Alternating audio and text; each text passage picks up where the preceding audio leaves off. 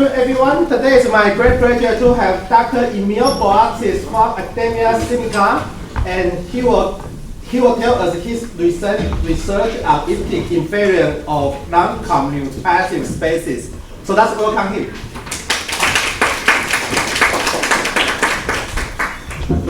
Thanks for the introduction and the invitation. So I'm going to try to describe some recent work. Some of it is joint with Adil Khan.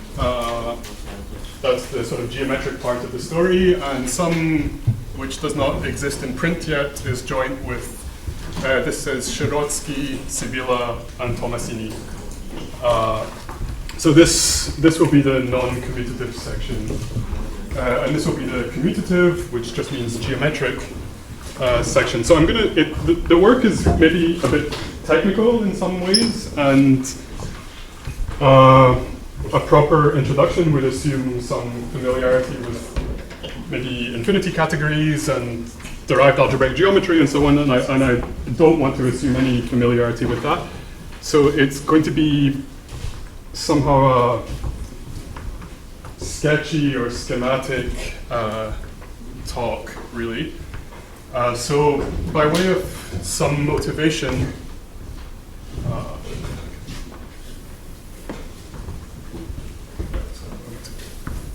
fix this. Okay, so for some motivation, so something like cohomology theories. And I will assume a bit of familiarity with these terms.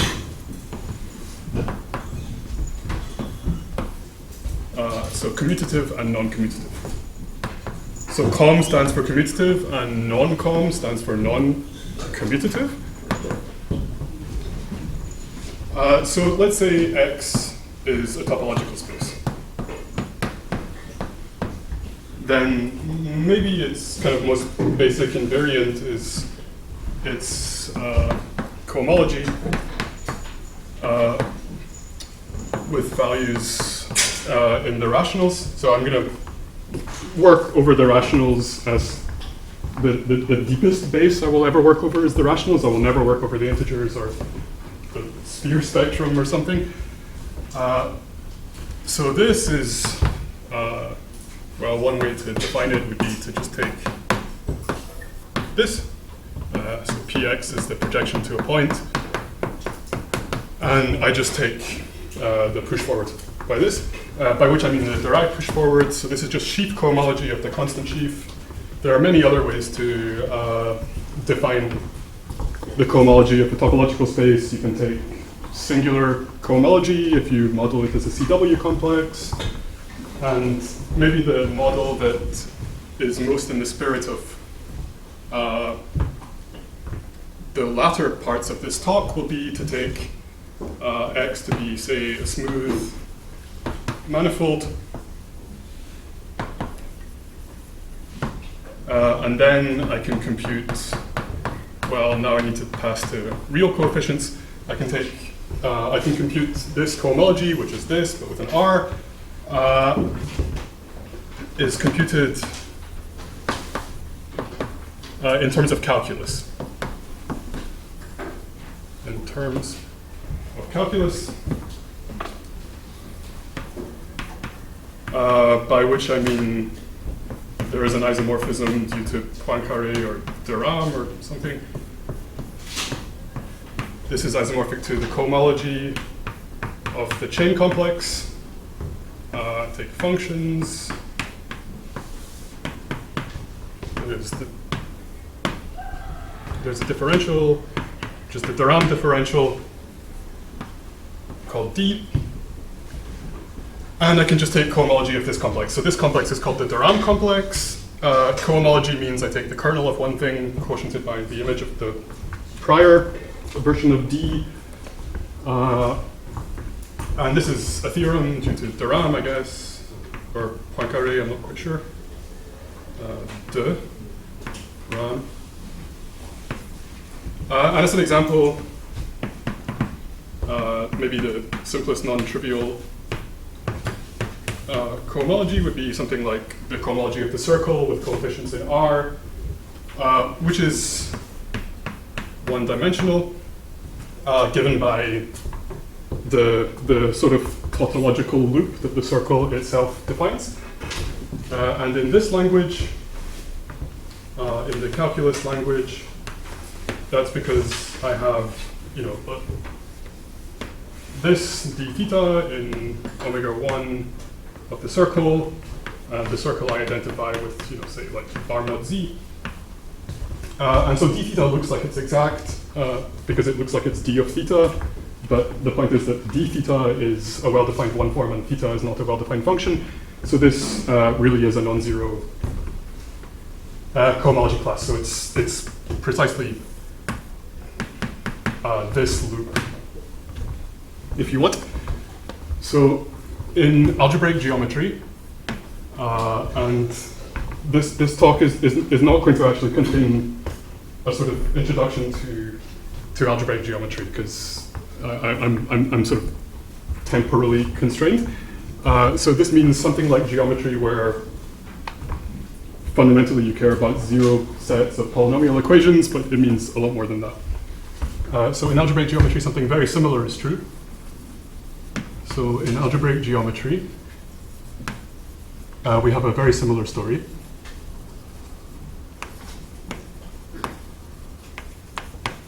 So now I'm going to work over the field K, which you can take to be the complex numbers, but you can also take it to be an abstract field of characteristic 0. I don't need algebraically closed.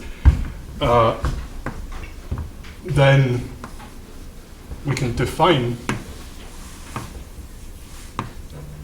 the de Rham cohomology of X. So X is X over K is a variety. So we can define the de Rham cohomology by the analog of this definition here. So what was called C infinity X, so smooth functions on a manifold, the role played in algebraic geometry is the ring of regular functions, which locally on X is the definition of X. So we can define this by same formula. So H de Rham of X is the cohomology of, so O is the name for functions, the sheaf of functions on X. And then happily the other names are the same as in the smooth context.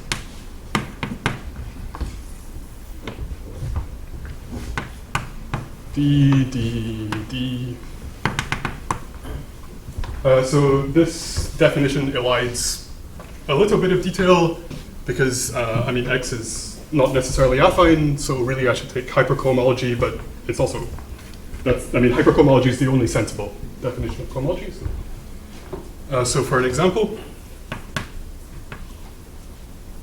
we can take A1, so this is the affine line, which is the algebraic geometer's analog of something like R, like the real line. Then functions on the affine line are just polynomials in a variable x. So x now defines the coordinate on A1. And this de Rham differential looks as follows. So x to the n goes to nx n minus 1 dx. And you can compute the cohomology quite easily. So the h0 is the kernel of this, which is just constants. h1 is the co-kernel of this, which is 0 because this is surjective.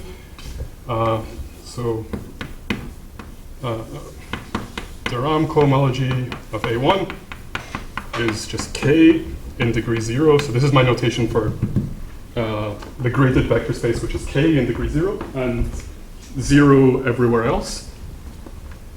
And then the first non-trivial example, which is the algebrogeometric analog of S1, is given by GM, which is A1 mod 0. I call it GM to mean multiplicative group. And then this, looks very similar.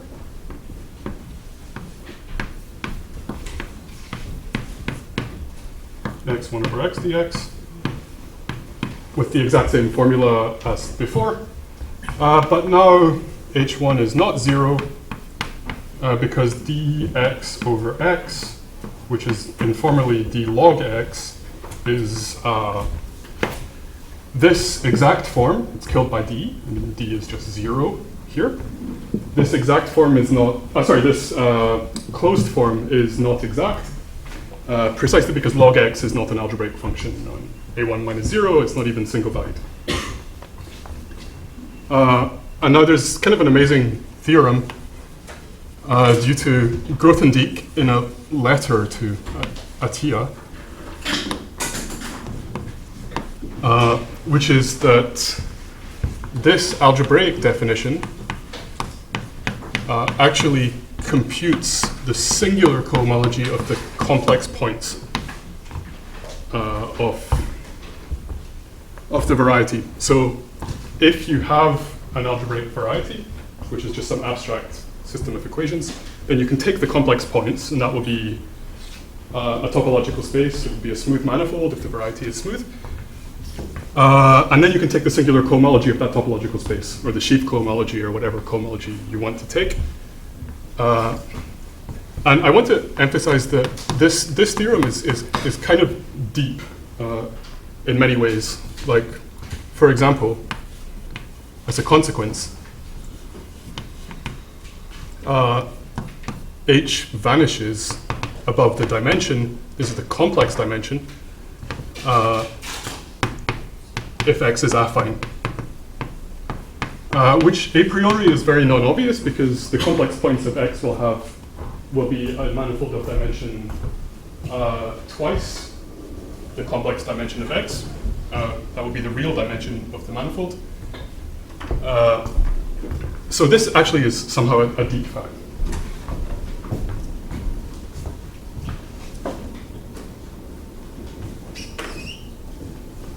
Did you finish the sentence? Which sentence? You said H and then if X is affine. Oh, I'm sorry. I just wrote the equals 0 okay. if X is affine. So I mean the singular cohomology of a manifold vanishes above its real dimension. But the real dimension of this is twice this dimension, right? So this says something non-obvious, which is, for example, GM, its complex points are C star, which is a smooth manifold of dimension 2, but its homotopy equivalent to something of dimension 1. And in fact, this sort of thing is forced by being affine. Although this does not quite force it, it forces it cohomologically.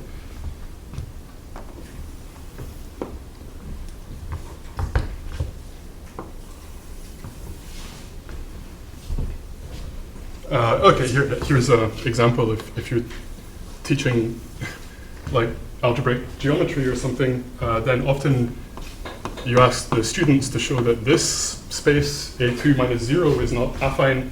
And in fact, Grothendieck's theorem gives a very high-powered, unnecessarily high-powered proof of this, because so A2 is not affine. In fact, doesn't even have the cohomology of something affine, because it has non-zero cohomology in degree 3. Because A2 minus 0 C is homotopy equivalent to S3. And in particular, it cannot have the cohomology. It cannot be affine because of Grothendieck's theorem. So I think that concludes the commutative part of the introduction. And let me say that there is also a non-commutative story. So in this algebrogeometric setting, you have some notion of cohomology, and it's encoded either in some way geometrically or it's encoded purely algebraically here. And you could ask, just what do we need to know about OX to make sense of this? Do we need to know OX as a commutative algebra? Can we make sense of it just in the world of associative algebras, which is somehow a bigger world? So this, how do you do a section thing? Yeah. So this section will be called something like Hochschild homology. of algebras. And it will be a short section.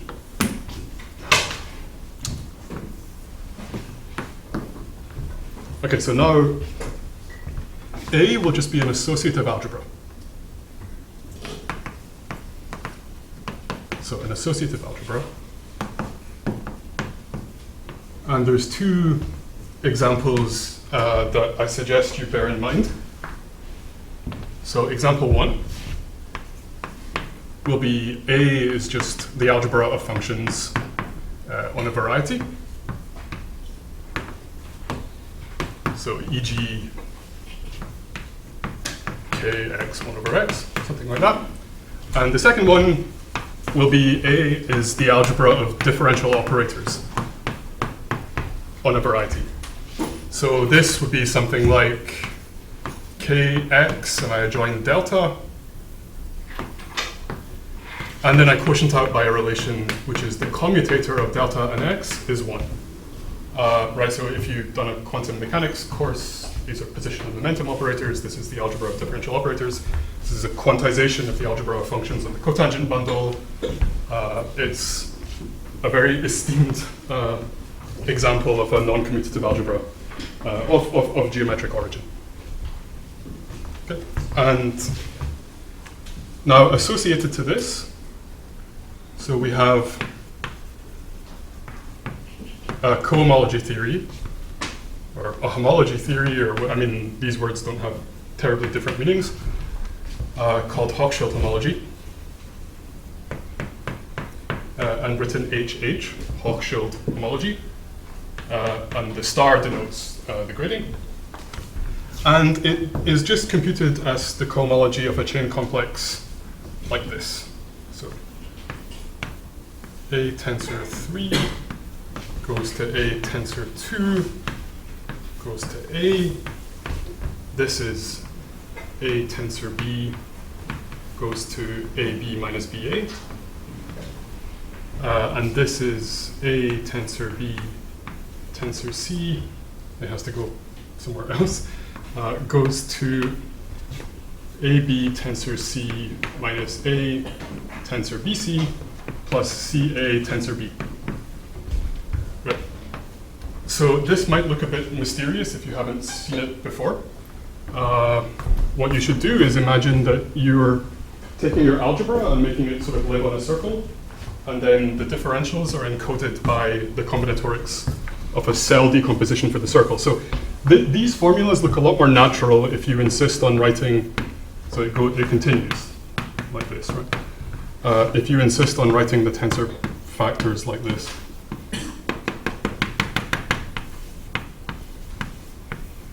Right, then the multiplication is, then the derivative, the differential rather, is given by cyclically ordered contractions with a, well, let's not write it.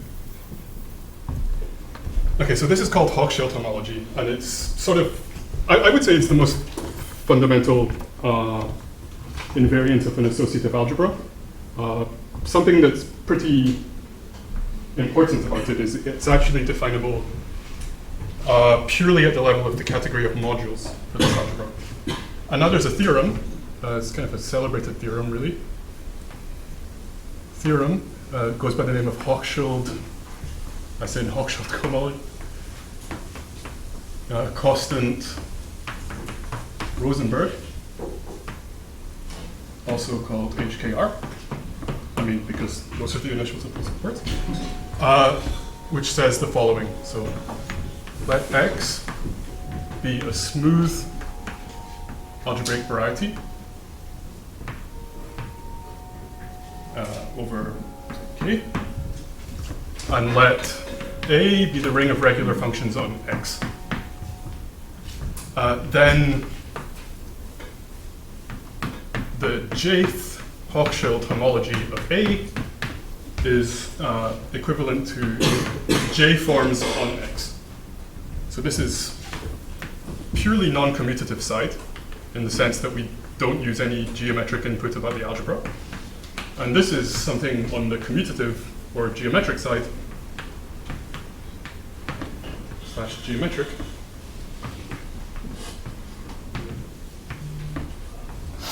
And moreover,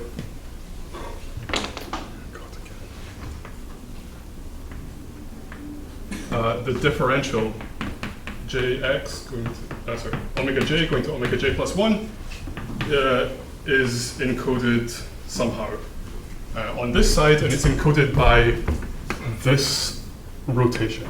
So I won't be able to explain how that's encoded, but the point is the combinatorics of the circle and the purely abstract algebra of the ring of functions actually encodes all of the differential calculus of the variety.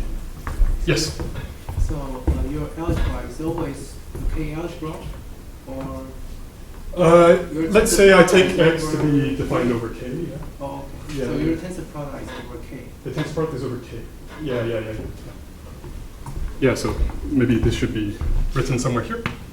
And there's another way to view it, which is the relative tensor product over this. Which, yeah, this is also a tensored by a circle in a precise sense.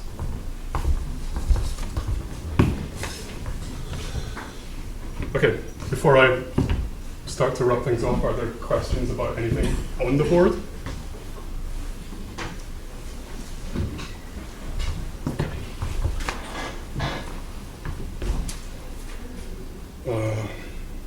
Maybe want to do this and rub off from here first.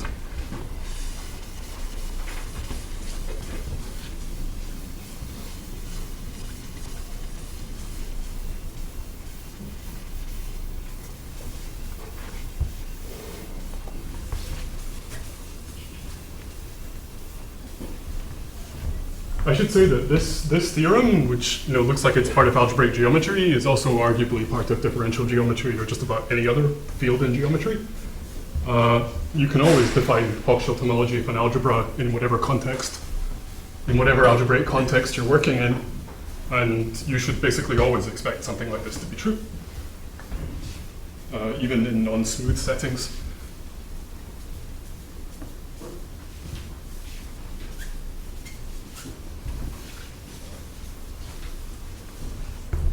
Okay, and now, really what I want to talk about is not so much cohomology theories themselves, but there are deformations that come from equivariance for a group. So maybe if you're familiar with the language of modern physics, this would be called something like deformation in the omega background, in the case of circle equivariance. So equivariant cohomology.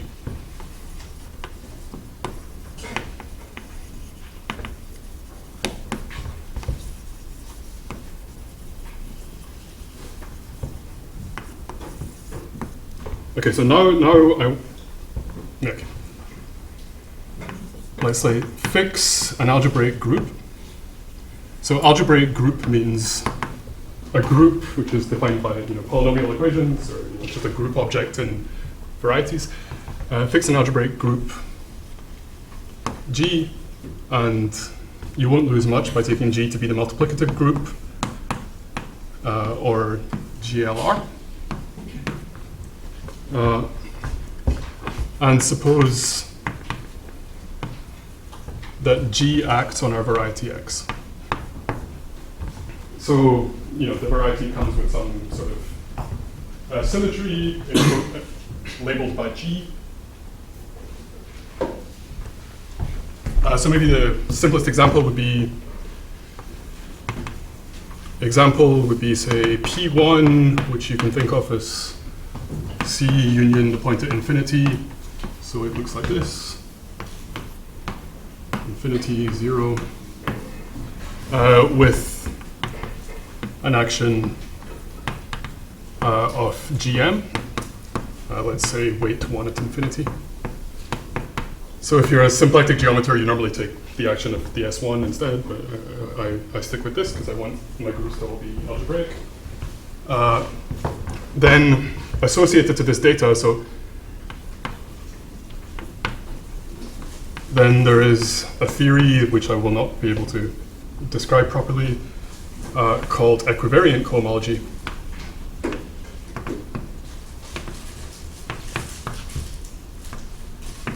And denoted like this, HG X, which, okay, let's say G is GM, deforms in an appropriate sense the usual cohomology over, well, okay, let's say over CU, where U is a variable of cohomological degree 2. So U, if you want, and this is a bad way to think about it actually, but if you want, it's an element of this. But this is a very bad way to think about it, but people like to for some reason.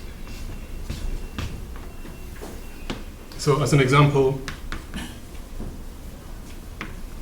the cohomology of P1 is just C generated by hyperplane class, and H squared is 0.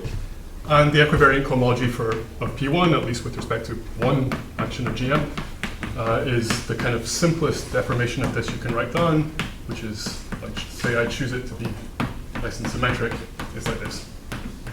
Okay. So this reduces to this as U goes to 0. So U is the deformation parameter. And unfortunately, I won't really be able to define equivariant cohomology in any satisfying way in this talk, but I do want to say that the best way to understand this thing, so side note or remark, the cleanest way to understand this thing is in the world of stacks, which is some embiggening of the world of varieties, and it's a very kind of clean language. It's a very, in many ways, very simple. So a variety X is equivalent really to the data of just some functor from commutative algebras to sets. I mean, it's a special functor. It satisfies various forms of descent and a certain amount of local representability and so on, but it is in particular faithfully encoded by this functor. And now we replace set with a slightly more sophisticated category, which is in fact an infinity category, with a bigger category, a different category, let's say. It's also bigger. And this is one of these things where, like, you have to choose a name for it, and the name you choose tells people like what team you're on and stuff. But so I'm going to write all the names. So people call them spaces, homotopy types, can complexes, infinity groupoids, that's the name I actually like, and more recently, anima. But as a model in your head for these objects, these are like categories, except so you have objects and you have morphisms. But the morphisms can also have morphisms between them and so forth. So maybe you have two objects, you have two morphisms between them. You also have two morphisms between them here. Maybe you have two morphisms and one 3 morphism. And in this sort of world, this is more or less exactly equivalent to the data of S3, so long as you consider this in the appropriate category, which is homotopy types. Okay, I said I was going to say infinity groupoids, but now I'm calling them homotopy types. And if I were not writing any double arrows or weird triple arrows, then I would just be writing single arrows, and in particular, I would be just naming a category. So in particular, categories, where all the morphisms are invertible, embed into these things. So in particular, groupoids are the sort of second simplest. So groupoids are inside these infinity groupoids. So you might want to call regular groupoids 1 groupoids, 0 groupoids would be sets, and infinity groupoids is some suitably enlarged version of this. I'm afraid that I won't be able to explain that in much more detail, but if there is a question, go ahead.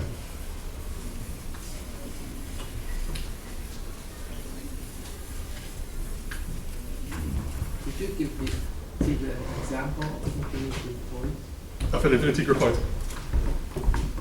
Yeah, so, okay. Let's say, how about a one groupoid first, and then an infinity groupoid? Yeah.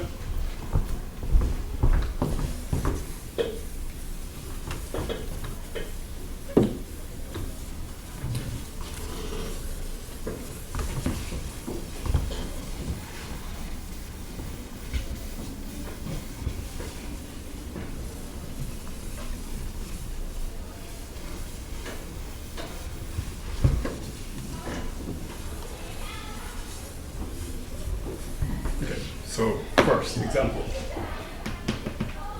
zero groupoid equals a set. So a set is also a category where every morphism is the identity. One groupoid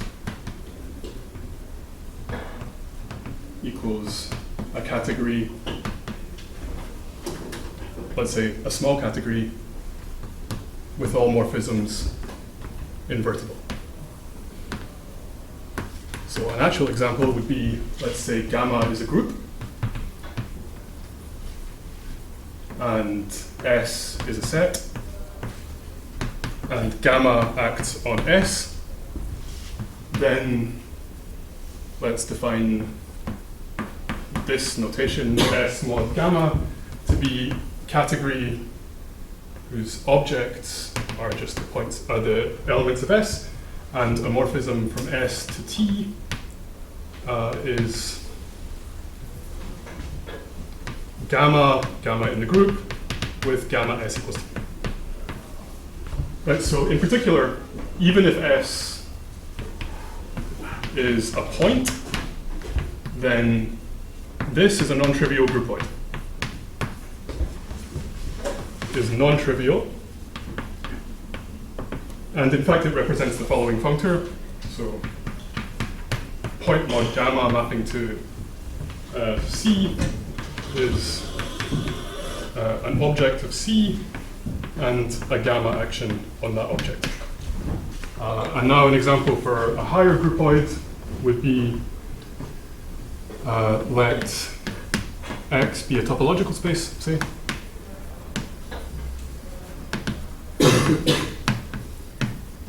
And then there's an infinity groupoid called the fundamental infinity group of X, and points equals, objects equals the points of X. Morphisms are paths from one point to another. Two morphisms are homotopies between paths, and so forth. So if you think a little bit about this is not a category because composition of paths is only associative up to homotopy. It's not associative strictly because you parameterize one of the compositions like this and the other one like this, so they cannot be equivalent, but they are coherently equivalent, which means it's hard to say this in a way that doesn't become tautological, but it's essentially the definition of an infinity zero category. Okay, and this was all to say that there is a world that enlarges varieties to stacks. Okay, another payoff for this.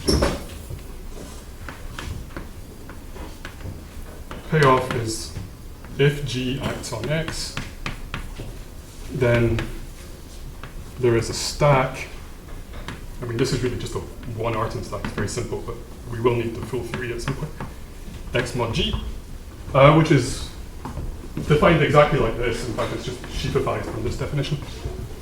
A stack. And now the cohomology of this stack is the equivariant cohomology.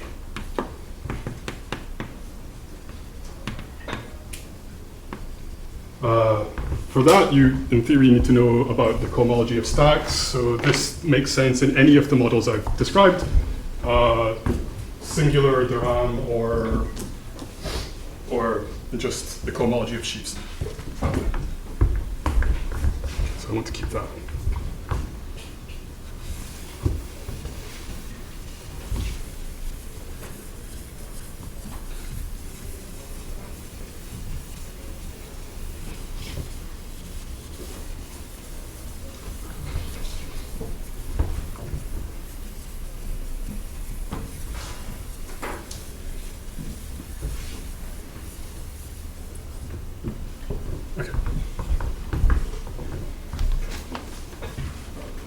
Right, so the goal of this talk is really to describe a more sort of exotic deformation of cohomology, which had, I mean, some avatars of it had been constructed at various points in various special cases, but the approach we're going to give is much more general and satisfactory. I mean, in many ways, significantly better. So recall, I haven't said it before, but recall, so the Hg of x is a deformation of usual cohomology, and I'll just tell you what it's a deformation over the quotient stack, or really the quotient space. Frac G mod big G. Frac G is the Lie algebra. Now there's another deformation which contains a bit more information. So there's something that obviously contains more information than this. There's another deformation given by KGX, so equivariant K theory, over the adjoint quotient stack.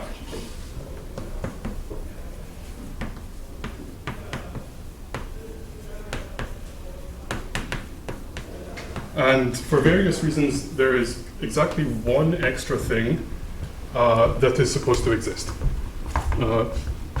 There's a sort of most refined thing here, and the goal is to construct it. So that it exists in this sort of generality had been something of a conjecture. So I want to explain how these 1, 2, 3 things are organized, what the data organizing them is, and I want to convince you that they're organized according to one-dimensional algebraic groups. So there are 3 families of one-dimensional algebraic groups. They're called the additive group, which I'm going to call rational, the multiplicative group, which we've already seen, and I'm going to call trigonometric. I'm going to write trig henceforth. And this one comes in a family, and these are elliptic curves.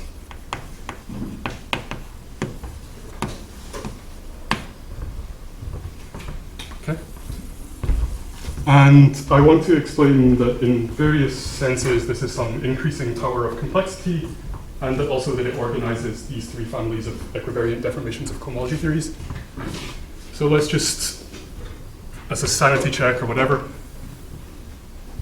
look at the various ways in which the complexity increases here. Okay, so let's say... Sorry, what do you mean by deformation over a stack? Pardon? What do you mean by deformation over a stack? You said right, so this is some pointed stack. Yeah. This is a stack with a point, and its fiber at the specific point was the original thing. That's what I mean by deformation over this space. So it means that H, G, X is a sheaf on G mod G, or you can also lift it to here. That's all I mean. It means that HG, equivariant cohomology naturally lives on this adjoint quotient stack of the Lie algebra. And equivariant K theory on the group theoretic adjoint quotient. So this was defined to be H of X mod G, which has an action of H of point mod G. So it's a commutative algebra over this, which equivalently is a space affine over the spectrum of this. And the spectrum of the equivariant cohomology of a point is this. But at various points, I'm going to elide the difference between the quotient stack and the quotient space. To me, the most refined thing is over the stack, and the elliptic one will be over the stack. But you can identify them or not in your head, as you prefer. Does that answer the question? Okay, thanks. Yeah. So various things. So dimension of the homotopy type, dimension of the universal family. So universal family means there's more than one of them, and the universal family is the space parameterizing all versions of these things. Number of detorsion points.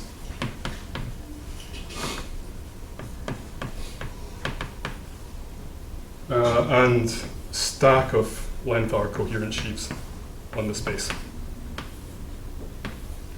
Okay, so dimension of the homotopy type. So GA, its C points are just C, which is contractible, so it's a zero-dimensional homotopy type. The C points of GM is C star, which is homotopically a circle, so that's a one-dimensional homotopy type. The C points of the elliptic curve are a torus, so that's a two-dimensional homotopy type. Okay, this one is a bit sort of cute, but the universal family for GA is dimension -1, because GA has a one-dimensional space of automorphisms as an algebraic group.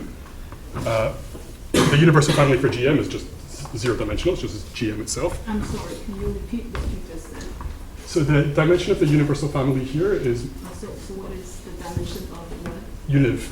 So the universal family. So there's only one copy of GA, but really the stack of all GAs is B of the automorphisms of GA as a group.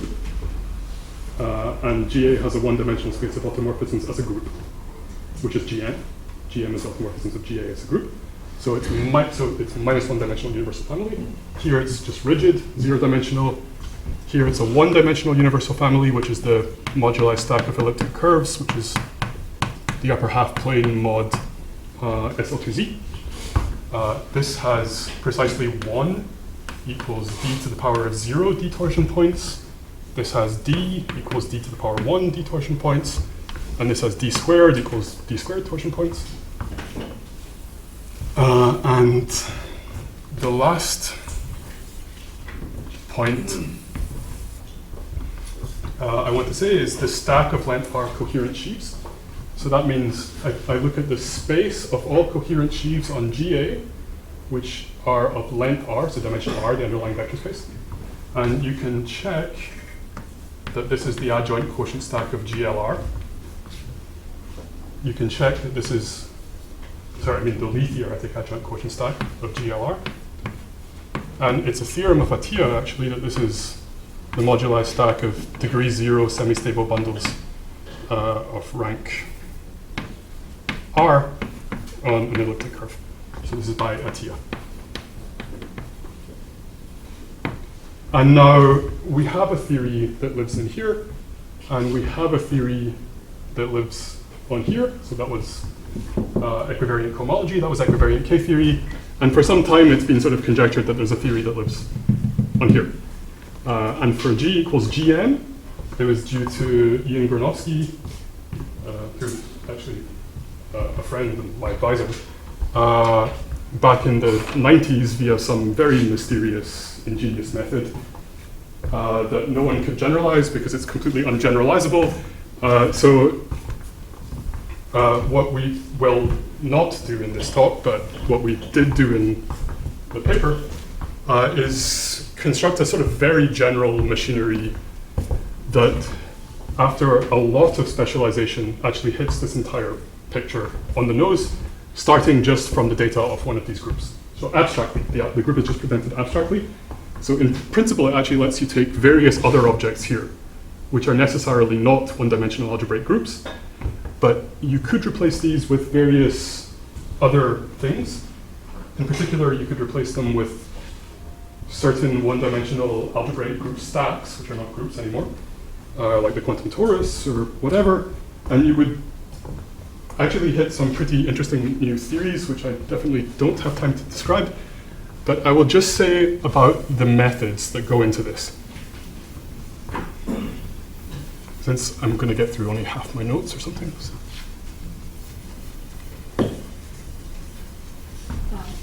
So yep. after the semi-simple, what is the slope 0? Sorry, that's a mu. That's a 0, and that's a mu. Oh, okay. Yeah. So this is Atiyah's second published theorem. His first was like an undergraduate journal, and then there was a big jump in how cool it was until This one? That's for all genus? No. It's extremely specific to elliptic curve. So if you take G to be Gn, then you're saying something like this, right? You're saying something, yeah, right. So it's extremely specific.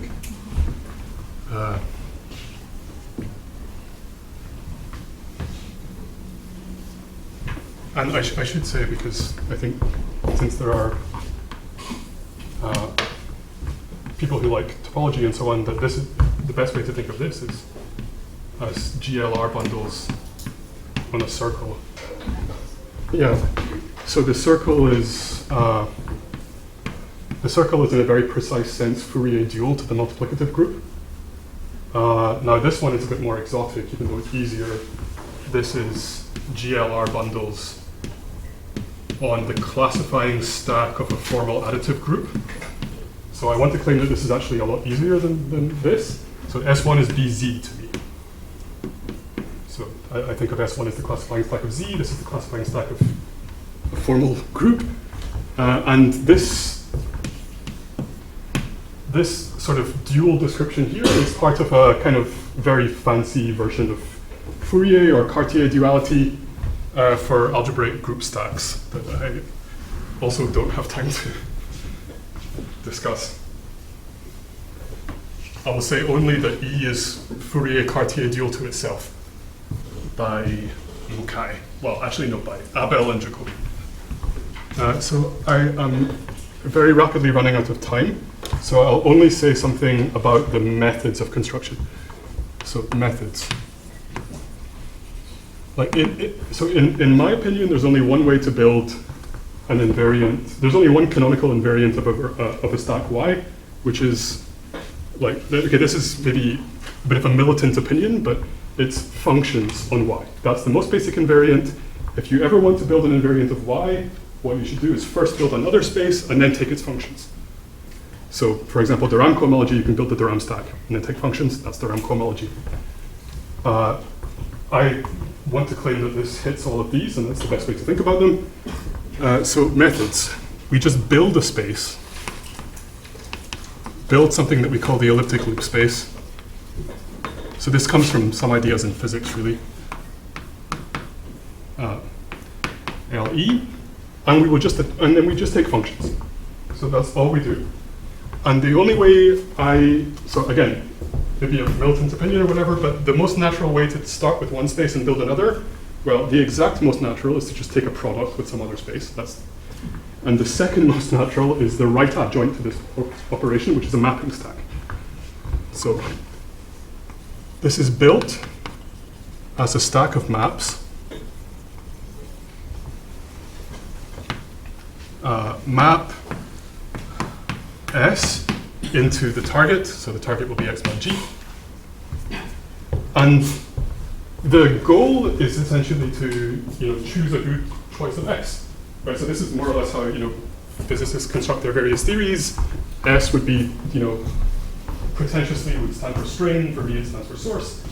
But they would say that this is some sort of space of probes into X mod G of shape S.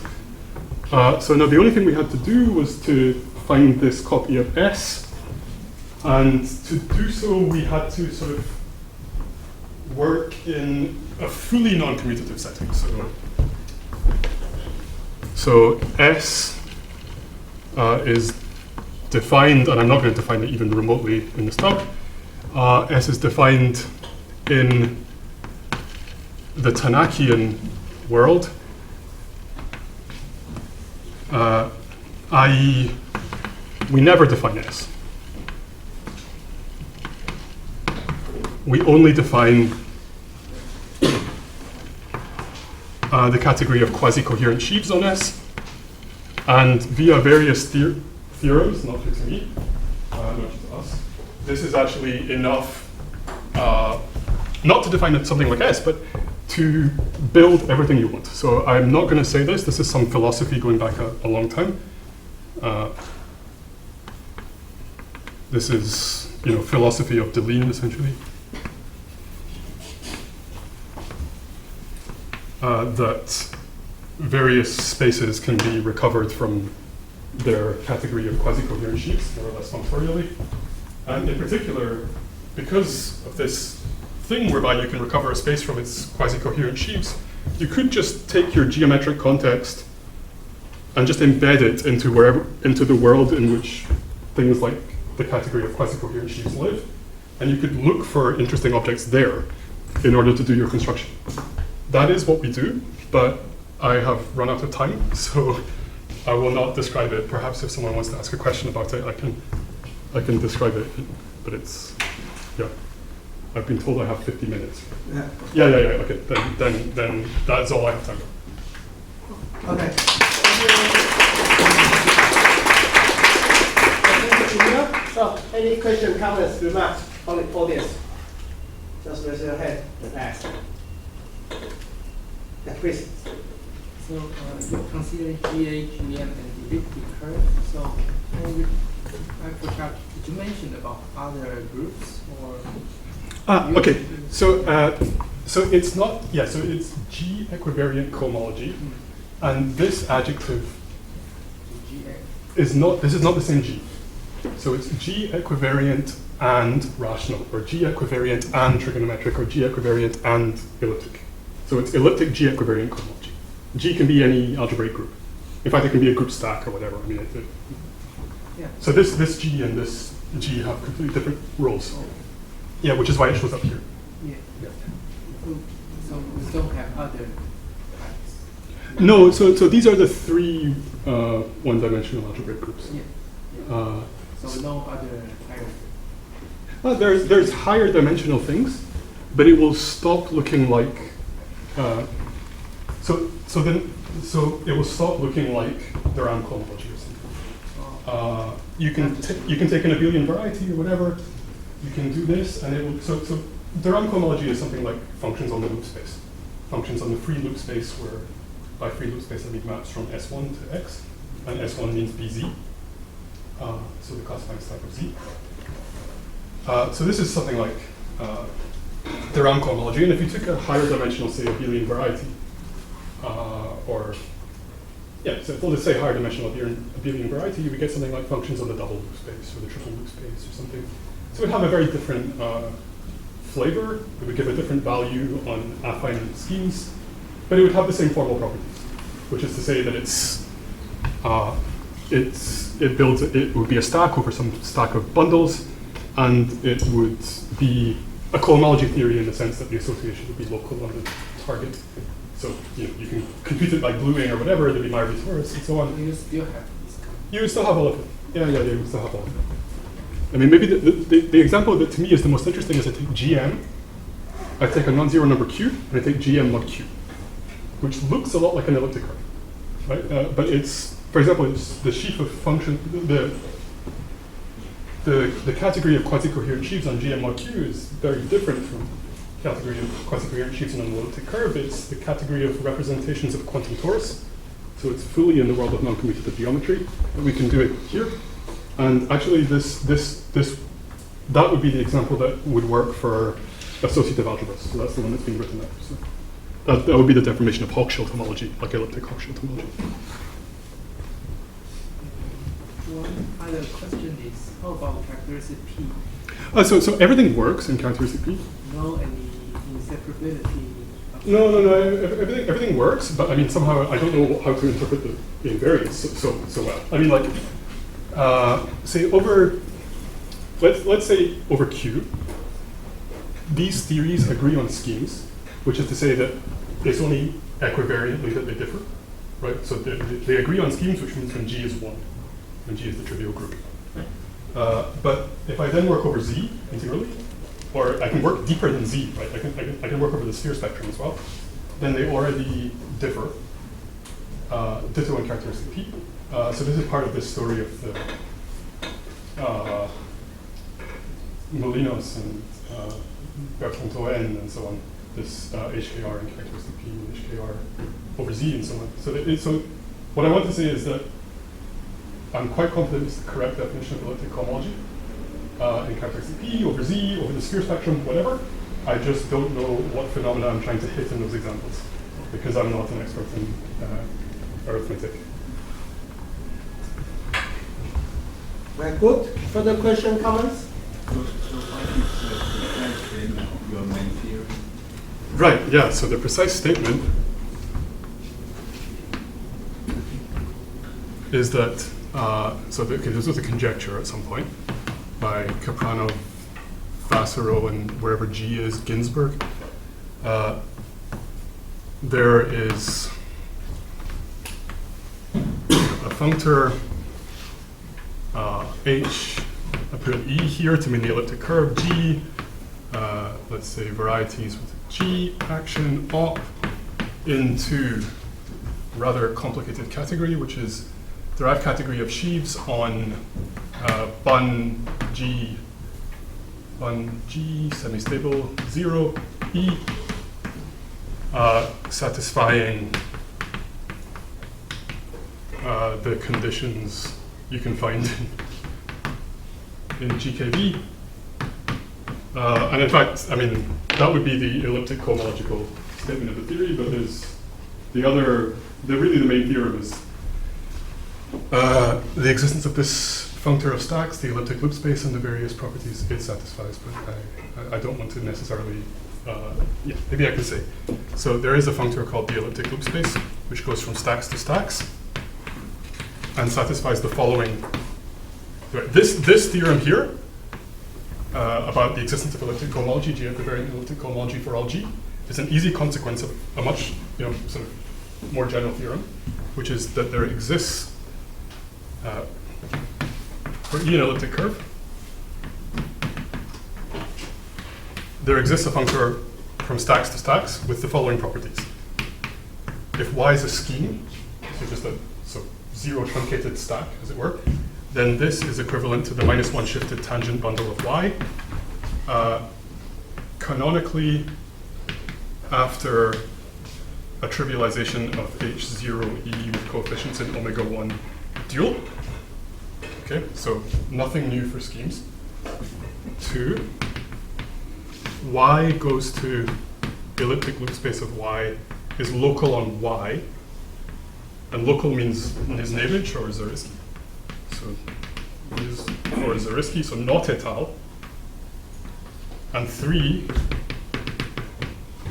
L E, let's say BG,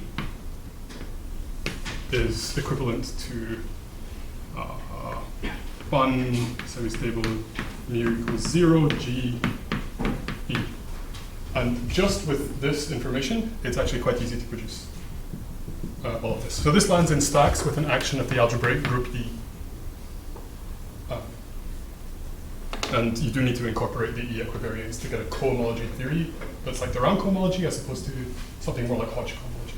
Just like in the case of Durand with HKR, you need the circle action to get the differential. Where did you use Hochschild theory, Hochschild homology? Nowhere. Hochschild homology is not needed. It's a motivating case. It's like a sort of simpler case. There's no Hochschild homology that goes into this construction. Right? It's purely geometric. So I can say what it is. So LEY is the stack of maps from the elliptic curve into Y. So if I pull back perfect complexes on Y, and then take the Fourier-Mukai transform, Fourier-Mukai, so either you do or don't know what that is, Fourier-Mukai transform of this is 0-dimensional.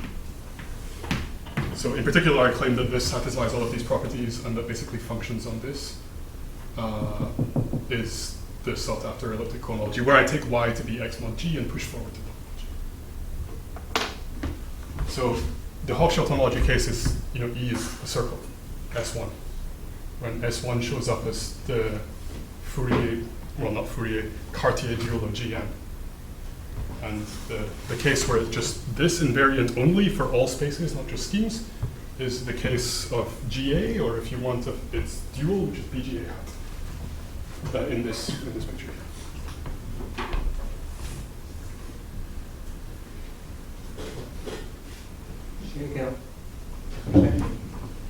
What is the significance of the third row of this table, the number of decoder points? Nothing. I just wanted 3 examples of increasing level of complexity here. I mean, okay, there's some significance to the number of torsion points because, for example, in any of the cohomology theories, you have a localization formula. And localization, if you think about localization in equivariant cohomology, you just have to invert U, right? Because there's only, I mean, but what I claim is that you should really think of U as not the origin that you're inverting, like the origin in a copy of A1 with the coordinate U. You should think of it as the unique torsion point. Because then in K-theory, you have to invert a bunch of other things, like 1 minus t, t minus some root of unity, because now there's a bunch more points. In this case, there's now d squared things you have to localize at to get the localization theorem in equivariant cohomology. So it's just meant to indicate that it gets kind of more complex. Okay, thank you. Good. Further question, comments? Okay, if this is not the case, let's send our speaker Emile again. Thank you.